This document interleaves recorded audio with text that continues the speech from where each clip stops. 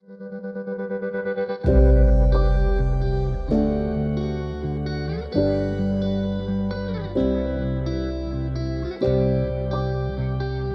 linggong ito ay maaaring magdulot ng ilang ilusyon at maaari kang humantong sa ilang maling impresyon.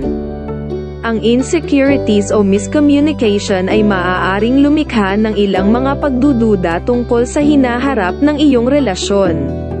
Magiging magandang panahon din ito para sa iyong mga pananalapi at pamumuhunan.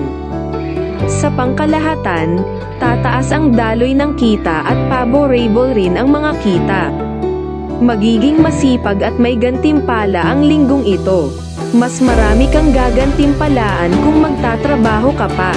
Gamitin ng husto ang planetaryong pagkakataong ito para mapalakas ang iyong karera. Ang mga aspeto ng planeta ay malamang na gawing mas mabilis at mas madali ang iyong pag-aaral. Makikinabang ka sa pagpasok sa mga tamang institusyon. Ang antas ng sigla at enerhiya ay magiging mabuti, ngunit ang paminsan-minsang mga hiccups ay hindi rin maaaring ganap na maalis.